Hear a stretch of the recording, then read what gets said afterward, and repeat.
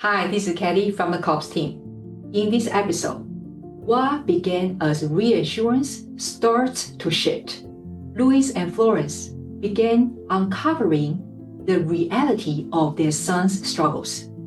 And it's far more than they imagined. Now, let's watch. Actually getting used, with the culture, the school system. He actually did so well in the school sports day. We give him a surprise in the school sports day that he didn't know we are up there, and we give him a surprise. We saw him soaring, with all the good results in the school and how he's getting used and enjoying the school. And barely we came back few days and we heard the news. So it was like wow, mountain high and very low again. It was upset, really upset. But when Khan was back, yes, we start to readjust ourselves again. And having Kayan back home, it was always a challenge because not just Kayan, we also have the two older kids. It's not just Kayan alone. Even my two older kids also would find that it's tough to handle handle his younger brother because he's so different from the two older kids. So as a parents, both of us, we not just handle Kayan, we also have to handle the two older kids. I mean, many a times, can you imagine the challenges we face, just Kayan itself and the three kids, not just one kid with two older kids. How, without God, that kind of sanity, that kind of love, and to be in between, to love him and to accept him, and to tell the two older ones to even accept the younger brother, and don't not to be ashamed of him because they also feel ashamed of what the things that he had done. And it all boils down to us as parents coming back to God, finding our assurance from God, the comfort from God, and give even to my older kids. And as a family, we'll work together to walk out this journey with Kayan. So when he came back, we try to enroll him into school again, into the local school, into private school, but it all just doesn't work out. Yeah. And this season of time, we actually had planned for a trip to Australia to visit my sister, and he picked up fishing when he was in Australia. And the next part of the story will be what happened when he picked up this fishing story. So he dropped out of school ultimately because we tried a lot of time, it doesn't work out. So when he wasn't in school, he ended up doing a lot of fishing in Singapore, and he fished in many, many illegal grounds. Yeah. So after he pick up fishing, he start to buy fishing gear that are quite expensive. So there was once he was asking us to give him money to buy some fishing stuff. So we say no, those are too expensive. We didn't want to give him money to buy the fishing stuff. So he find his way to finance himself by being a long runner. Explain. Loan shark runner. So it's like, they help the loan shark runner. That's how they entice these young children, to help them be the runner, help them to do all this.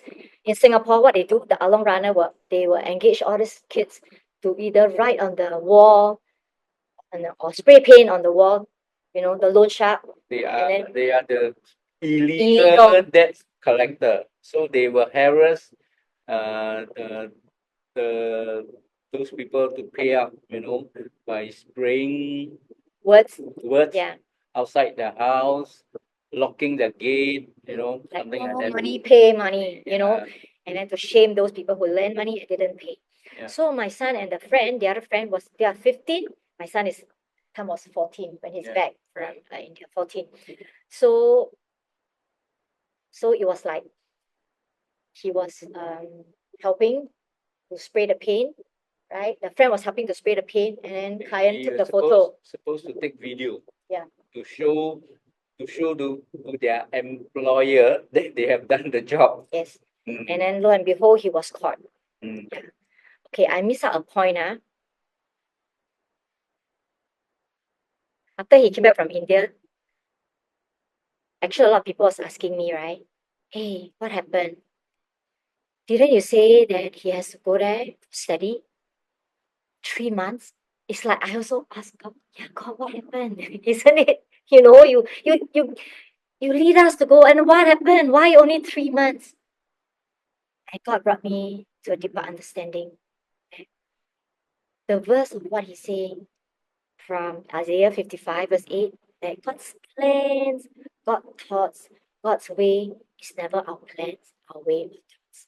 I knew deeper. Yes, we planned to send him up for 6 years to complete, and everything goes well. But God's intention was to only send him up for 3 months. So I get a deeper understanding. Wow, God's plan is never our plan. And when I look back, I'm thankful even for the journey when we sent him to India. That even in all the challenges, circumstances, impossibility, we decided to obey. It was just like Abraham to send Isaac up. How could it be? It was like a test for us itself. Will you obey? Will you trust God? Even to sacrifice your only son up there when there's drugs there. And when I look back, it's like, wow, I'm thankful that it's a journey, that faith journey and an obedient journey is not just by what we hear, it's also in fear, yet we move on faith to trust God. And that has really deepened my relationship with God, my understanding of God, and to let go part of me that I hold on tightly to, that is my son. Yeah. So back to Kayan, when he was caught, it was like a shock to two of us. Boy, Yeah. first time he got caught into the police station, and then he was a policeman last time. Yeah. So like I shared earlier about Kayan, whatever you told him not to do, you do. I told him not to pick up smoking. He pick up smoking. I told him not to gamble. He gamble online. So I told him not to lend money from anybody. Then he became a long run. You know. So when we go to the police station to bail him out, I was kind of sad. Actually, I remember I told him, so what do you want to do with your life? And he couldn't answer me. And then I think he didn't know what to do. He just wanted to fish.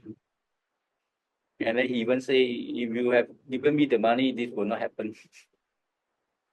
Yeah. So it's sad because we thought that he would be remorseful, and he wasn't remorseful. As a parent, the kind of pain that you feel because you give all your way out to teach him, even from young for Kayan. At a very young age, I bring him up in a godly way, and when he was I was pregnant with him, I remember I do my discipleship one entire year in church, and if they call him Salmon too, even in my womb. And from the day he was born, he was with me for Bible class till the way he was 13.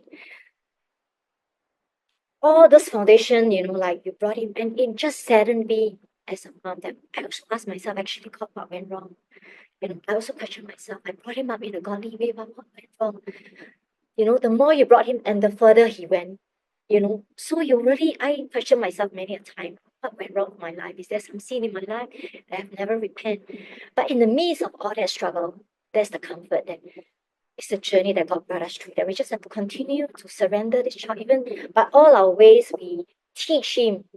He never listened. We even had to surrender him. And many times, even times after times when Louis was so saddened, but in my heart, I told myself, I will not give up on this child.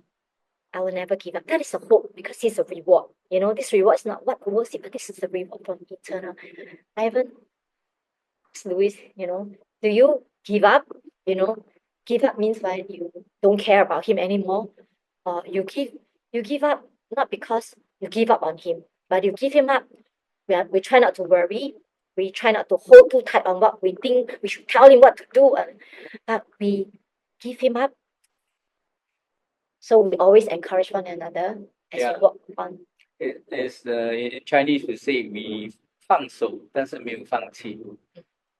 Yeah, we let go, but we never give up that hope.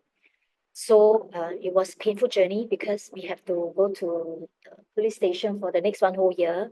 Every month. month. Yeah, it was very far, all the way from west side all the way to the east side. Yeah, every month to kind of report. And that was like God has to take away all the masks, as a mom, I don't know, Louis, to walk into the police station, but it's like mask after mask, God is unshielding me to be real and even to be comfortable at times with all the bad habits that he's picking up. As a mom, as a parent, none would feel glamorous or proud to share, "Oh, my son smoked, my son steal, my son do everything that you didn't want him to try, he tried." And the kind of shame that you feel. But God uses all that to assure me to accept him. If we have parents, we cannot love it, and who else could? And if we don't have God's love, we also couldn't have the extra love. Many a times my love tank is dried up myself. Get the love tank from God so that we can continue to give to him. So we walked the journey with him for a year until finally it's over, and then he was on probation And for then 2 years. after the investigation, they finally put him on. They charged him in court, actually, but he was in the juvenile court because he was still underage. So we attended the court session. Then was during the COVID time, so there's no actual court setting. So the court setting was actually a video Through Zoom. Zoom. So he was sentenced to a year of probation. The truth can be hard to face, but it's also where God begins his deepest work. In the next episode, you will see how this unfolding reality led to a decision that would change their son's path once again. See you in the next episode.